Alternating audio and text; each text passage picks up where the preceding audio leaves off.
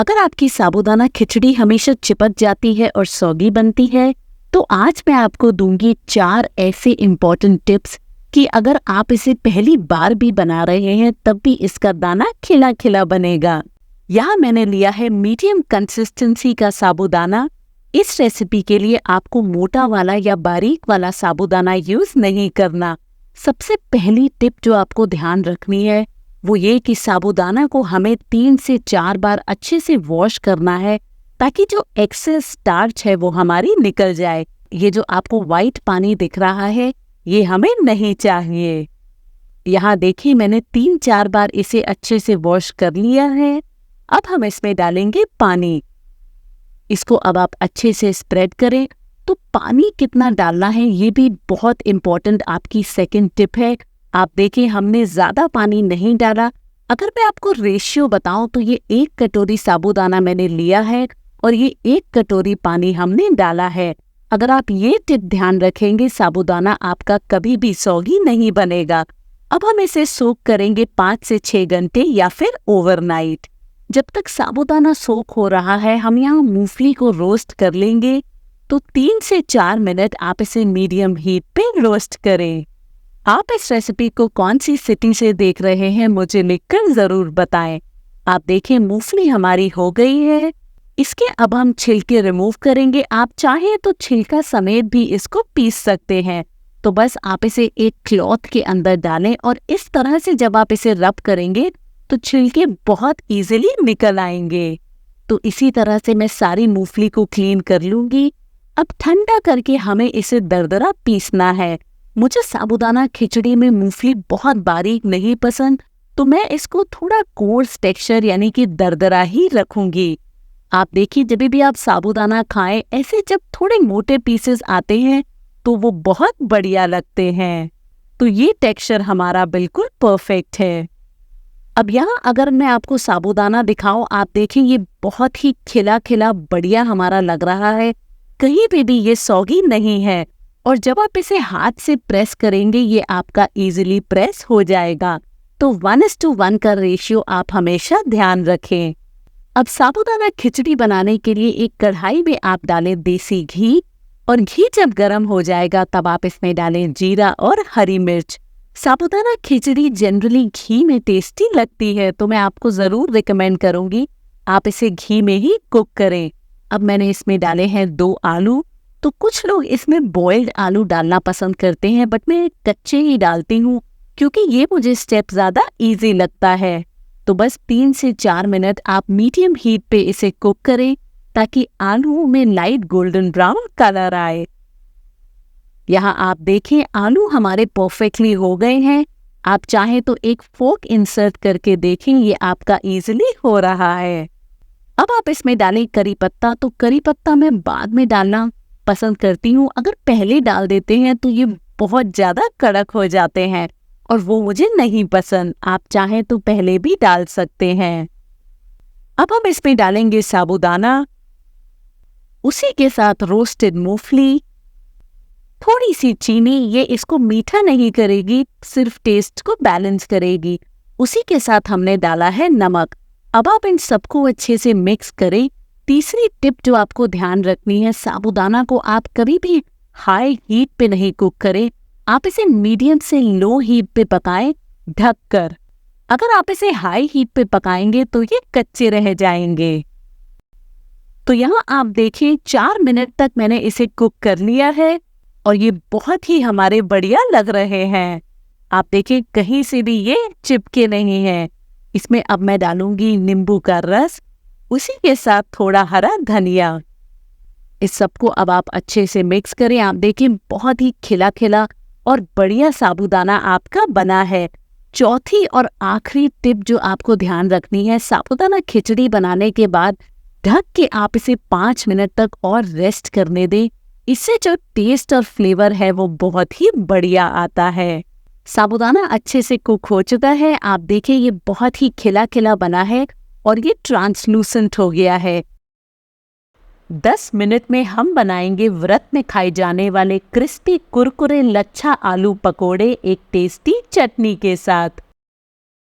यहाँ मैंने लिए हैं 4 मीडियम साइज के आलू, इनको मैंने छील लिया है और अच्छे से वॉश कर लिया है।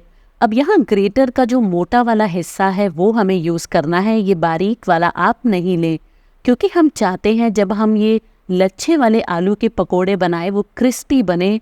तो जब आप मोटा वाला ग्रेटर यूज़ करेंगे उससे टेक्सचर बढ़िया आएगा। तो आप 4 आलूओं को अच्छे से ग्रेट करके रेडी करें। आप देखें मैंने इसको अच्छे से ग्रेट कर लिया है। अब हम इसमें डालेंगे इमीडिएटली पानी, क्योंकि हम नहीं चाहते ये काला पड़े, और हमें इसे धोना है 3 से 4 बार। आलूओं के अंदर स्टार्च होती है और जब हम इसे 3 से 4 बार अच्छे से वॉश करेंगे तो वो स्टार्च हमारी निकल जाएगी, जिससे जो पकोड़े हैं वो हमारे बहुत क्रिस्पी बनेंगे। तो जब तक मैं इन्हें धो रही हूँ आप देखें इसके साथ सर्व की जाने वाली, व्रत में खाई जाने वाली चटनी। तो यहाँ मैंने लिया है हरा धनिया, उसी के साथ हम डालेंगे मूंगफली, हरी मिर्च, अदरक, जीरा। अगर आप जीरा व्रत में नहीं खाते तो आप स्किप कर दें। उसी के साथ नींबू, चीनी स्वीटनेस नहीं ऐड करेगी, बस चटनी में बैलेंस देगी। तो अब मैंने इसमें डाला है नमक और पानी, और हम इसको ग्राइंड करेंगे बिल्कुल स्मूथ होने तक। आप इस रेसिपी को कौन सी सिटी या कंट्री से देख रहे हैं मुझे ज़रूर बताएं। तो देखें व्रत में खाई जाने वाली चटनी आपकी बनके तैयार है। यहाँ अगर अब हम आलूओं को देखें तो मैंने इसे अच्छे से धो लिया है। जो पानी है मैंने उसका कम्प्लीटली निकाला है, वो इम्पॉर्टेंट है क्योंकि हम नहीं चाहते इसमें पानी रहे। तो अब हम इसमें डालेंगे हरी मिर्च, बारीक कटी हुई अदरक, जीरा, और यहाँ मैं यूज़ कर रही हूँ राजगीरा का आटा। अभी मैं 2 चम्मच डालूंगी, उसके बाद अगर हमें ज़्यादा लगेगा हम और ऐड करेंगे। इसी के साथ मैंने डाला है नमक।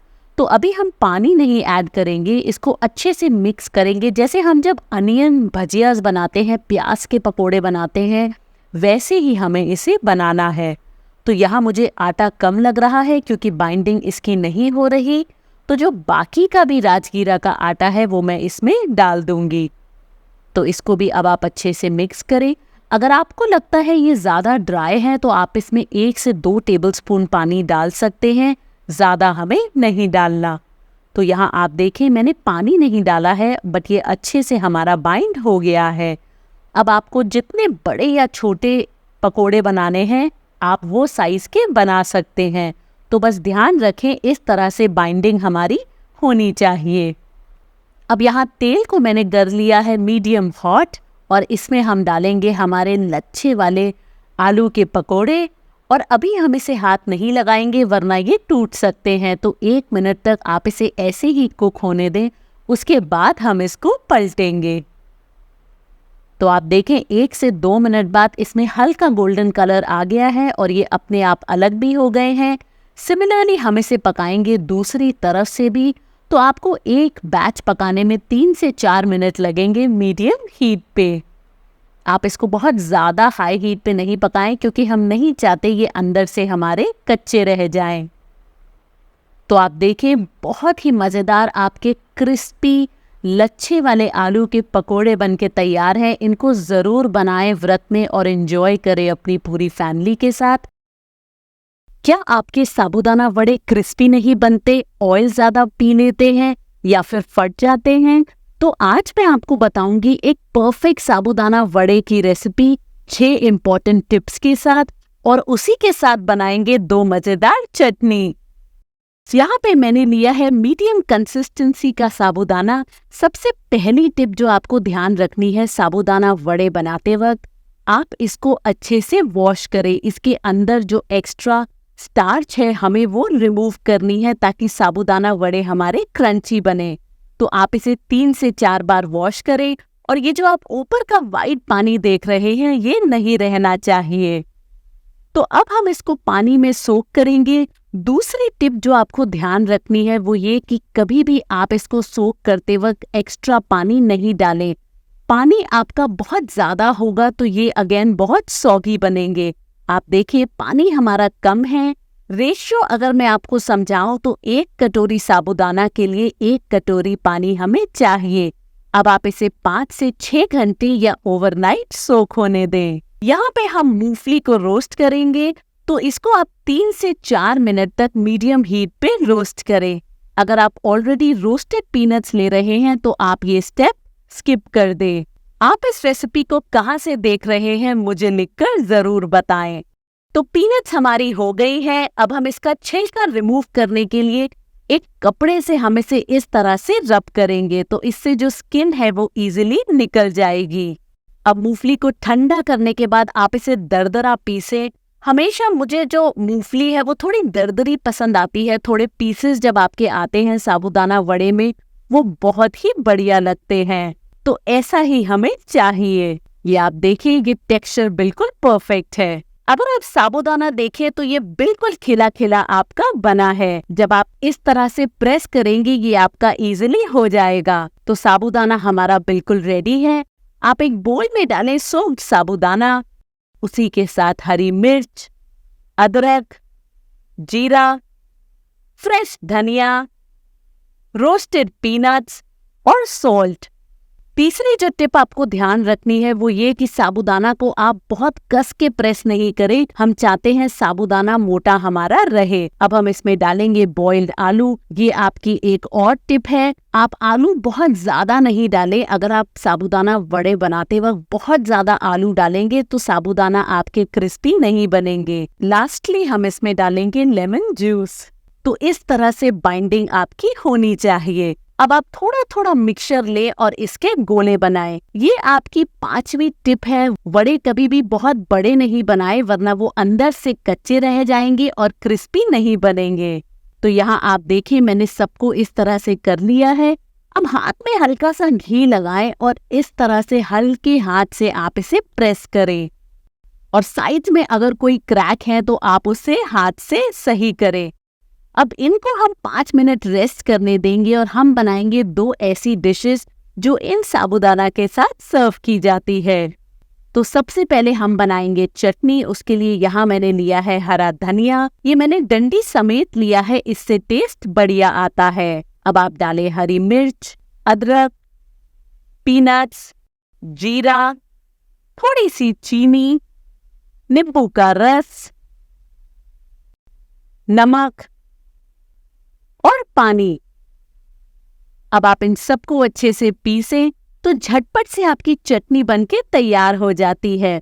और क्योंकि हमने इसमें लहसुन नहीं डाला आप इसे व्रत में खा सकते हैं।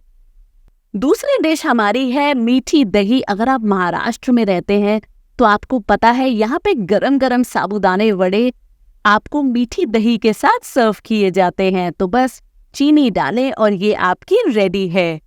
फ्राई करने के लिए ऑयल को हमने कर लिया है मीडियम गरम और साबूदाने वड़े को आप फ्राई करें मीडियम हीट पे। ये आपकी आखिरी टिप है, हमेशा ध्यान रखें इसे कभी भी आप बहुत लो हीट पे नहीं तलें वरना साबूदाना आपका ऑयल सोक कर लेगा और ये सौगी बनेंगे। अगर आप बहुत हाई हीट पे इसे फ्राई करेंगे तो ये अंदर से कच्चे रह जाएंगे। तो मीडियम हीट पे आप इसे 4 से 5 मिनट फ्राई करें। आप देखिए इस पॉइंट पे इसका कलर अभी भी थोड़ा लाइट है, तो मैं 1 से 2 मिनट इसे और फ्राई करूंगी। बहुत ही बढ़िया आपके क्रिस्पी साबूदाना वड़े बनके तैयार हैं। व्रत या उपवास में खाई जाने वाली फलाहारी पैटीज आज हम बनाएंगे एक बहुत ही डिलिशियस सेंटर फिलिंग के साथ। फिलिंग के लिए यहाँ मैंने लिया है डेसिकेटेड कोकोनट। ये ड्राई कोकोनट है, आप चाहें तो फ्रेश कोकोनट भी ले सकते हैं और उसको बारीक बारीक ग्रेट कर लें। अब हम इसमें डालेंगे जिंजर पेस्ट, नमक, चीनी। जी हाँ, इसमें चीनी भी जाती है, फिलिंग थोड़ी अंदर की खट्टी मीठी होती है। अब आप डालें हरी मिर्च, बारीक कटे हुए काजू, किशमिश, रोस्टेड मूंगफली। ये मैंने मूंगफली को रोस्ट करके बारीक बारीक कूट लिया है। उसी के साथ हम इसमें डालेंगे अमचूर पाउडर। आप चाहें तो नींबू का रस भी डाल सकते हैं। तो ये जो फिलिंग बनती है बहुत ही डिलिशियस बनती है। इसमें बहुत सारे टेस्ट होते हैं। ग्रीन चिलीज़ का स्पाइस होता है, आपकी चीनी की हल्की मिठास और अमचूर की वजह से थोड़ा सा खट्टापन। तो अब आप इस सबको अच्छे से मिक्स करें। आप देखें ये मिक्स होके रेडी है। बट अगर आप देखें ये फिलिंग बहुत अलग अलग है, एक साथ कंबाइन नहीं है, तो मैं आपको एक टिप दूंगी।